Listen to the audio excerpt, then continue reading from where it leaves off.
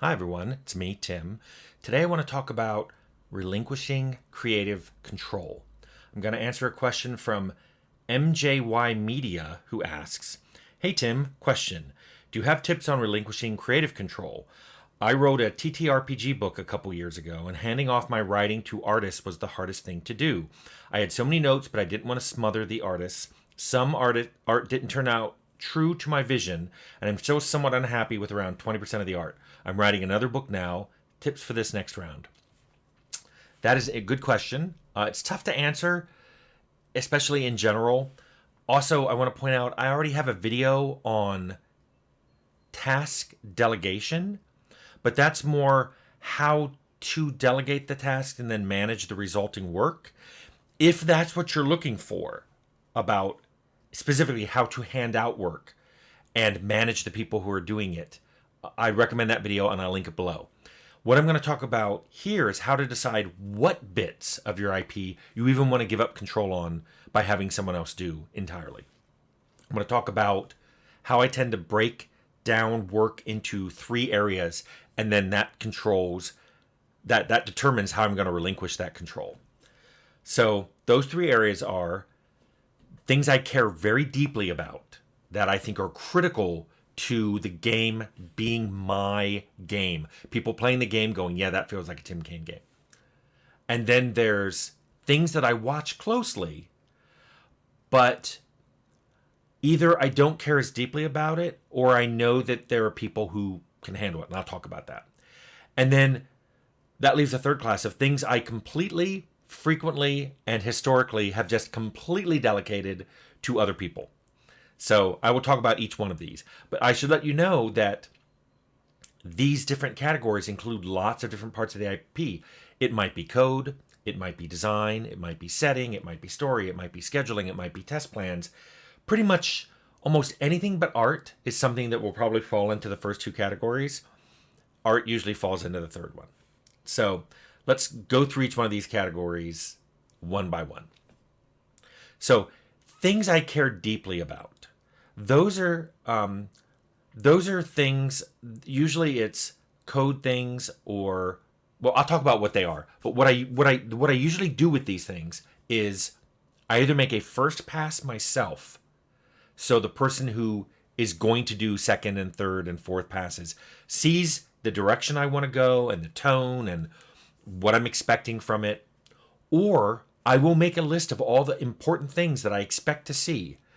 I usually give these as I want these, but there's a hint of I demand these. It's a want. It's basically I expect to see these. If I don't, we're going to have to talk about it.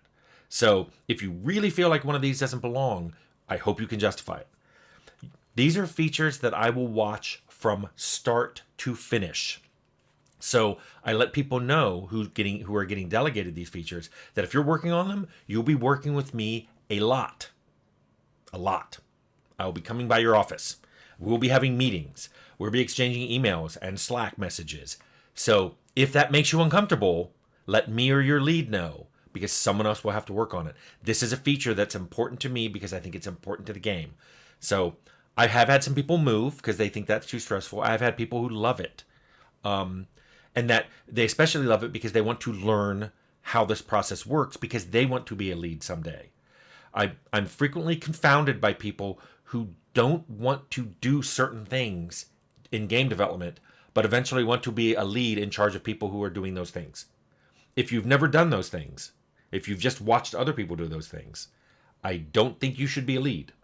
I've had this discussion with people who want to be leads and some people who were made leads. And it was an Uncle Tim tough love situation where I was like, I don't think you should be doing this because you do not have the experience to do it. That's why seniors manage people to learn how to manage before they become leads, where management is a big chunk of what they're expected to do. Anyway, the areas that I tend to care deeply about are code, system design, the game setting, and the game story. And these are all different. So for code, I may do a big chunk of the code and then pass it off to someone, or at least do all the API or the high level, or have very specific coding instructions if it's going to go off to a senior who I know can handle this. The same thing for system design. I may work out a system design on my own before I pass it over to a lead or a senior system designer to take over.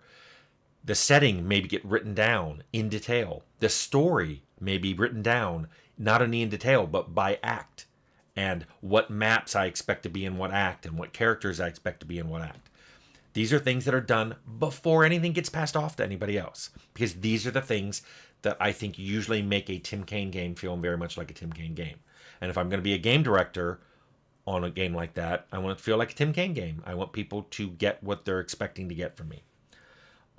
The second category, these are things that I watch closely. I will make a list for people of what I expect, but many times I'm like, look, if you surprise me and you defend it well, great. I'm going to come around to it, but you own it now. You're the person who's going to drive this because your idea was better than my idea. So it's now your idea. You'll get full credit for this idea, but you have to own it. You have to drive it, and you have to show me you can drive it. So, the things that I often watch closely but don't care as deeply about, these are things that I could do, but I found other people are much better at doing. I like to talk about them, but I will often defer to the other person's judgment because I feel like they're frequently better. They have better ideas. They have better ideas or better implementation than I do. So, like, I may want things for this. This includes like doing the planning for the game, doing the scheduling, itemization, like exact itemization, which is below the level of economy. Humor. I watch all the humor that goes in, but I love watching the narrative designers take things and run with it and come up with things I never would have thought of that are just brilliant.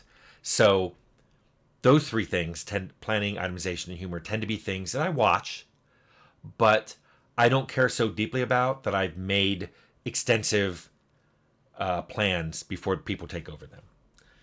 And then finally, that goes the third category of things I just delegate. Things I'm like, okay, this needs to be done. Do it. I usually find someone whose experience and work ethic I trust, and then I let them control it all. I say both of those. They have to be experienced in it, but I want a work ethic that means I know they're going to stay on top of this. I know this stuff will get done. There's nothing more frustrating than having something someone has done before, having them say, yeah, I can get 10 of these things done this month, and then they get 5 of them done. And they tell you it on the last day of the month. It's just frustrating because if you had told me you only had 2 of them by week 2, I could have made plans for those last 2 weeks. Or we could have tried to come up with, well, shoot, maybe we can get by with 8, but maybe we can't do 5. We'll have to figure something out. So I look for people who basically know what they're doing, have done it before so they can make predictions of how long it will take, and then come to me if there's issues. And I know that the issue isn't they just let it slide and oops. So those are the people that I just give these things over to and they control it. I do want to see what's going on and I might have questions about it. But if we ever disagree about anything, you're probably going to win. Usually, this is a category of things like art or art adjacent because these are things that I can't do, and I often find myself not very good at judging. This includes the visual design of the game, like concept art. Characters and creatures, visible items like armor, but it can also include things outside the game like advertisements. Frequently it includes things that aren't art, but are narrative design, like dialogue. Like I like doing lore, and I like doing setting, and I like doing story, but when it comes to dialogue, I'm not very good at it, and I will almost always defer to the narrative designers. The only issues I usually come in and talk about is this character doesn't feel right, or I said this thing to the character and their reaction surprised me. It wasn't what I was led to expect. I hope you were planning to surprise me. Otherwise, something's wrong with this character. That's the kind of stuff I'll say. I won't come in and go, I have a complete rewrite of your character. That never happens.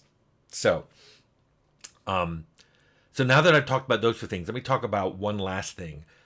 This is whole video about me talking about a situation where you get to decide where control goes, where you by default have 100% of the control. This is not often the case. Even when you own an IP, you frequently have to find people who do things that you have no experience in. But even more frequently than that, you're going to find that you don't own an IP. And once you don't own that intellectual property, you're going to lose control, creative control of part of it, even on the first game. And you will never have full control over it, ever. And eventually, you will have no control of it because someone else owns it. Someone else paid to have it done. You need to accept that. And by accepting it, I mean you need to do one of two things. You need to completely understand that this means that level of control you have will drop and eventually be zero. And you have to accept that and know that it will happen. Or you have to stop making IPs for other people, meaning you have to self-fund it.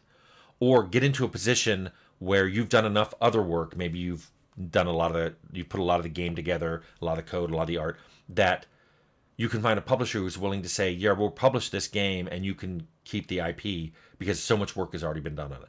That's rare. It does happen, but it's really rare. But I'm just saying, you need to accept that you will eventually lose control of an IP you don't own. So accept that. If you do own it, as I've talked about, there are some things you're going to want to relinquish control over to people.